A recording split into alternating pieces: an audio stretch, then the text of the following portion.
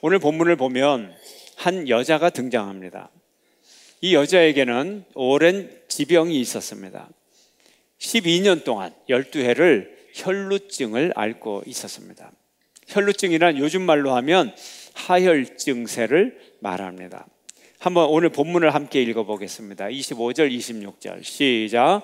12회를 혈루증으로 앓아온 한 여자가 있어 많은 의사에게 많은 괴로움을 받았고 가진 것도 다 허비하였으되 아무 효험이 없고 도리어 더 중하여졌던 차에 하혈을 12회를 하니 그 삶이 어떻게 되었겠어요?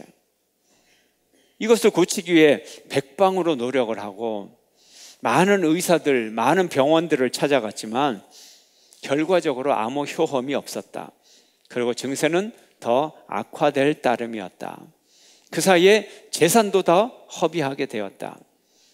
그뿐만 아니라 가정도 파괴되고 모든 인간관계까지 다 무너지게 되었어요. 그의 삶의 질은 한없이 추락하게 되었습니다. 괴로움은 더 커져갔죠. 이렇게 의학적으로나 또 경제적으로나 가정적으로 사회적으로만 고통을 받은 것이 아니라 이 여자는 종교적으로도 부정한 사람이 되었습니다.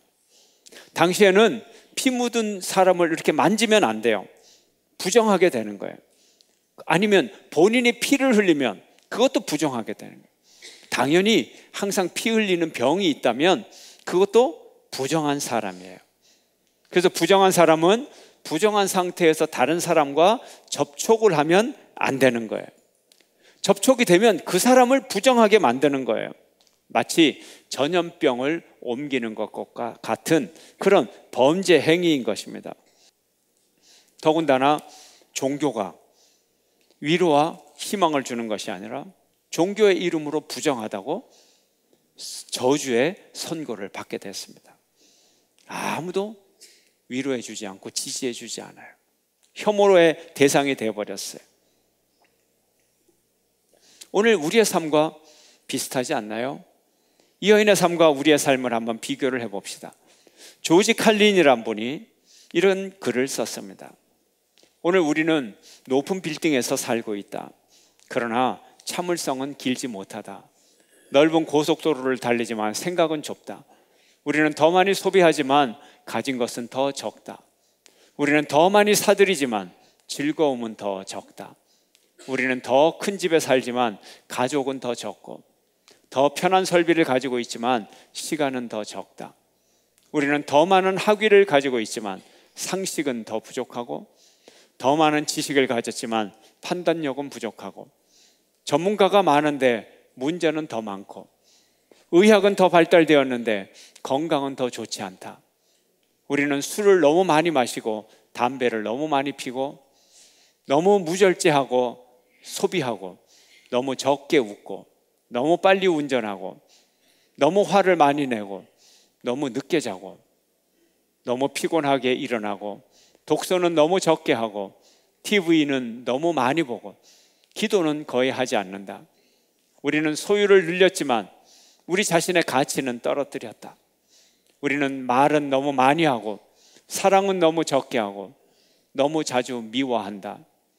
우리는 어떻게 생계를 꾸려갈지는 배웠지만 어떻게 인생을 살아가는지는 배우지 못했다. 우리는 수명은 연장하고 있지만 우리의 연수를 생기차게 만들지는 못한다. 우리는 멀리 달나라를 갔다 오기도 하지만 길 하나를 건너서 우리의 이웃을 만나지 못한다. 우리는 우주를 정복했지만 우리 자신을 정복하지 못했다. 더 멋진 집에 살지만 깨어진 가정이 늘어난다. 이것도 일부만 읽었어요. 일부만. 더 긴 글을 썼는데 오늘날 현대인들의 결핍과 고통을 보여주는 글입니다. 우리는 이런 결핍을 메꾸려고 무엇을 합니까? 성경에 나오는 이 여인은 이 결핍을 메꾸려고 많은 의원과 병원을 찾아다녔어요. 한 병원에서 실망하고도 또 다른 병원을 전전했어요. 우리는 어떤가요? 우리는 돈에 실망하고도 여전히 돈을 해결하려고, 돈으로 해결하려고, 또 여전히 세상적인 방법을 해결하려고 이 방법 저 방법 찾아다니지는 않나요?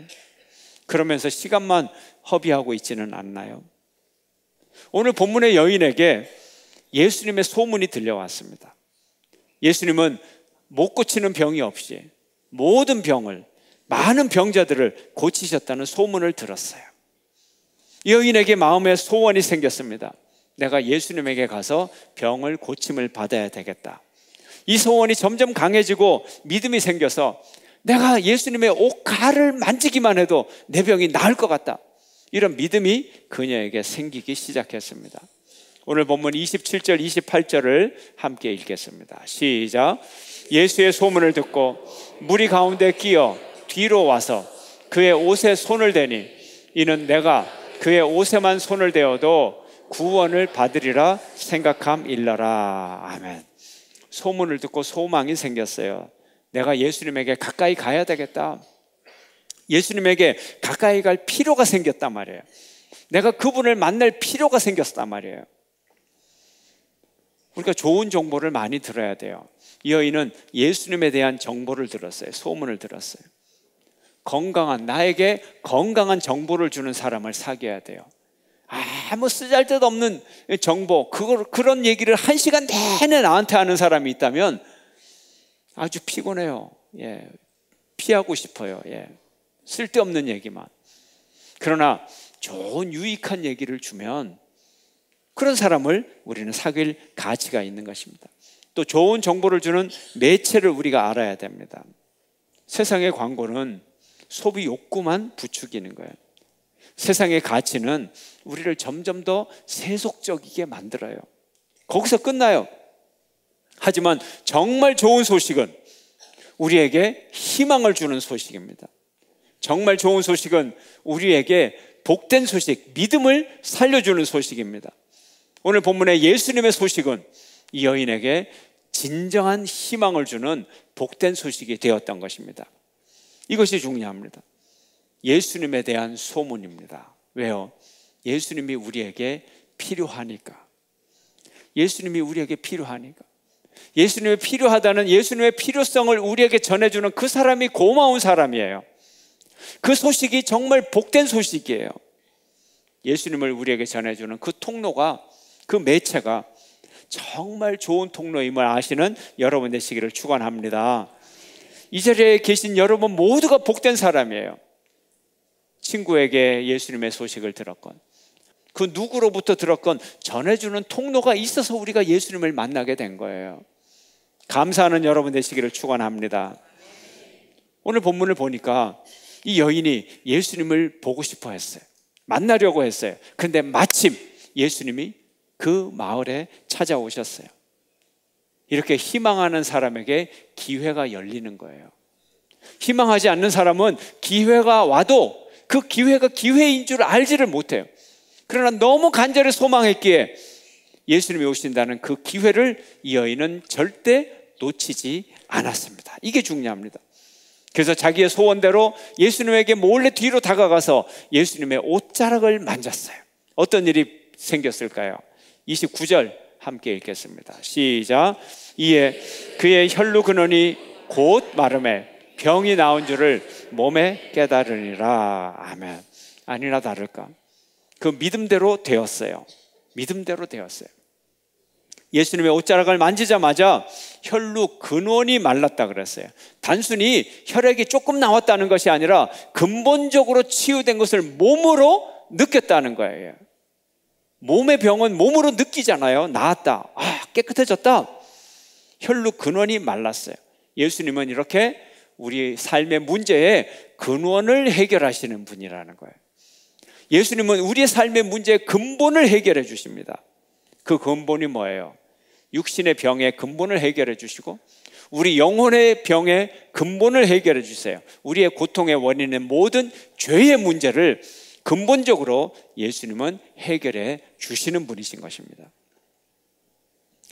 이 순간 예수님은 예수님대로, 여인은 자기의 병의 근원이 나은 것을 깨달았고 예수님은 예수님대로 당신에게서 병 고치는 능력이 나가는 것을 느꼈어요. 예수님이 느꼈어요, 그 순간. 그래서 예수님이 뒤를 돌아서셨어요. 누가 내 옷에 손을 대었느냐? 예수님이 질문하세요. 제자들이 깜짝 놀랐어요. 왜요? 너무 엉뚱한 질문이기 때문에, 너무나 당연한 질문이기 때문에. 오늘 본문을 읽어보면 어때요? 예수님이 많은 사람들에게 밀려서 걸어갔어요. 예수님이 너무 유명한 사람이 되어서 요즘 같으면 경찰 통계가 있을 거예요. 예수님이 광장으로 지나가시는데 모인 군중이 25,000명이었더라. 뭐 이런 경찰 집계가 나왔을, 그렇게 사람들이 몰렸던 거예요. 한두 사람이 예수님과 부딪힌 게 아니에요. 한두 사람이 예수님의 옷을 만진 게 아니에요. 그런데도 예수님은 아주 진지하게 누가 내 옷에 손을 대었느냐 질문을 하는 거예요. 제자들이 말합니다. 아이고, 예수님 그렇게 의미 없는 질문을 하십니까? 많은 사람들이 애워싸고 지금도 예수님한테 몸이 밀려가지고 부딪히는 사람이 한두 명이 아니잖아요. 그런데 그것을 어떻게 확인하시려고 물어보십니까? 그래도 예수님은 멈추지 않았어요. 누가 내 몸에 손을 댔느냐? 그리고 한 명씩 둘러보는 거예요. 주위의 사람들을 다 쳐다보는 거예요. 물론 예수님은 그 여자를 알아요. 처음부터 알아요. 그러나 처음부터 네가 나를 쳐다봐, 네가 내 옷을 만졌지, 그렇게 안 하시고 다른 데부터 예수님의 시선이 움직이기 시작하는 거예요. 그러다가 그 여인과 시선이 딱 마주쳤어요. 이제 더 이상 이 여인은 거짓말을 할 수가 없어요. 더 이상 숨어 있을 수가 없어요. 예수님과 눈동자가 마주쳤어요. 어떻게 했을까요? 두려움에 떨었어요. 두려웠어요.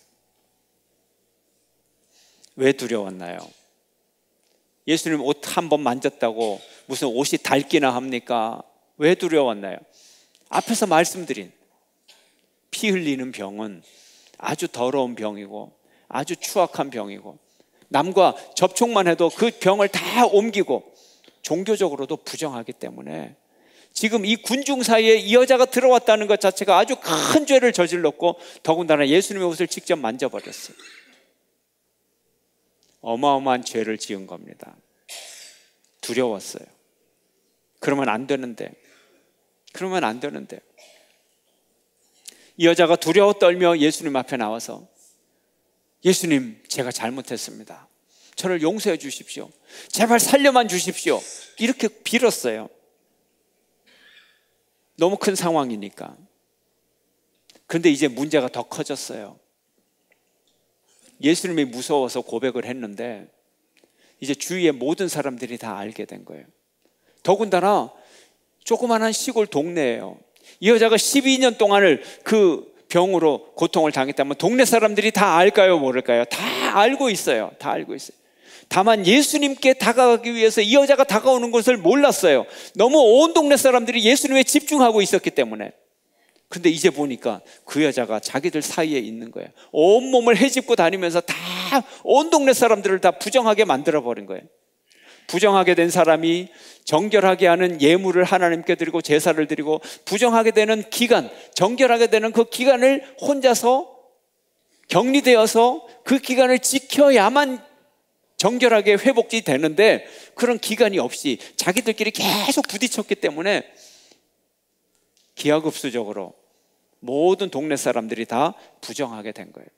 이제는 이것은 예수님과 이 여인의 1대1 관계가 아니라 예수님과 1대1 관계가 아니라 이 여인과 온 동네 사람들의 부정한 주제가 되어버렸던 거예요.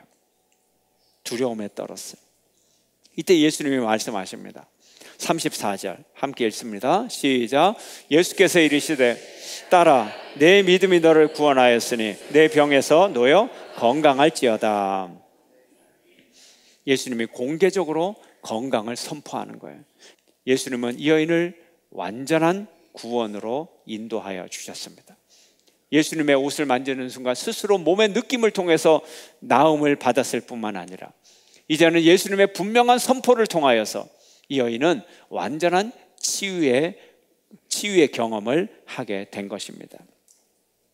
천하보다 귀한 것이 사람의 생명입니다. 그 어떤 것과도 바꿀 수 없는 것이 사람의 생명입니다.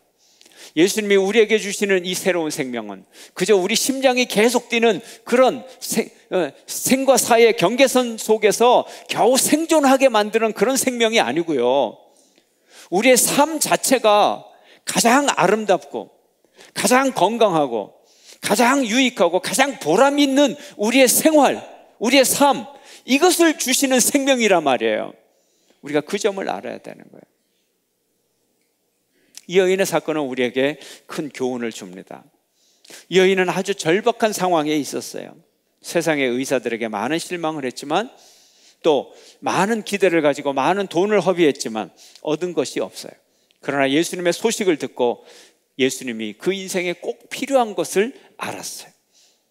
세상의 일에는 항상 결과 이전에 사전 징후가 있어요. 사전 징후를 올바로 알고 우리에게 무엇이 결핍되어 있는가, 그렇다면 그 결핍된 것이 필요하다는 것을 우리가 알게 되는 것입니다. 다리 위에서 한 철도원이 있는데 근무 시간에 제대로 근무를 했어요. 근데 문제가 생겼어요.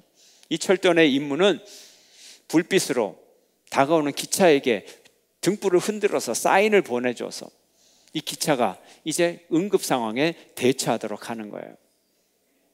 이 철도원이 다리 위에서 근무를 하고 등불을 들고 열심히 흔들었어요.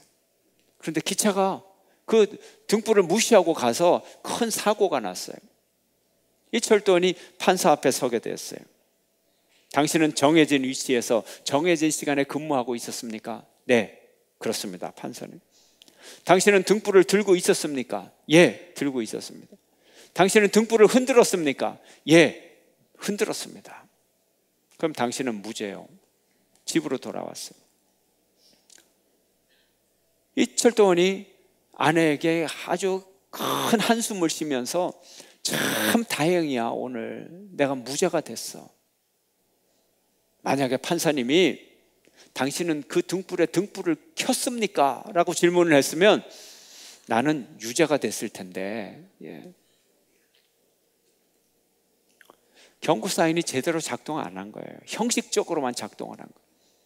우리의 삶에 경고가 올 때 우리가 그저 형식적으로, 예, 경제 문제가 오니까 이건 경제 문제다, 그 등불을 안 켜고 흔드는 것과 똑같은 거예요. 건강에 문제가 오니까 이건 그냥 의학적인 문제다, 이 사인을 잘 모르는 거예요.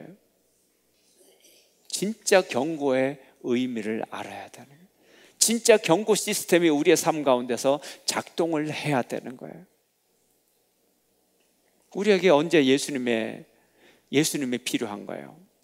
그 사인이 뭔가요? 인생이 공허해질 때가 있어요. 허전해져요. 삶의 고통이 증가합니다. 결핍이 많이 생겨요. 결핍이 뭐예요? 고통으로 나타나고, 고통은 결핍을 말해주고, 그 결핍된 것이 필요하다는 거죠. 필요를 고통으로 말하고 있어요. 삶의 고통이 너무나 커지고 그 고통이 내 인생의 주인이 되어버린 것처럼 모든 걸 다 다스려요. 아무것도 할 수 없어요. 12해를 혈루병에 붙잡혀 있었던 여인처럼 끝없는 고통이 우리를 붙잡고 주인이 되어버렸어요. 삶에서 실패를 합니다. 생활에 실패가 많아져요. 또 성공을 했는데 정의로운 성공이 아니에요. 성공을 했는데 보람 있는 성공이 아니에요. 죄악이 쌓여가고 죄책감이 점점 커지고 그 죄악을 씻을 길이 없어집니다. 이때 우리는 예수님이 필요하죠. 예수님이 필요해요. 예수님이 필요한 사인을 우리가 읽어야 되는 거예요.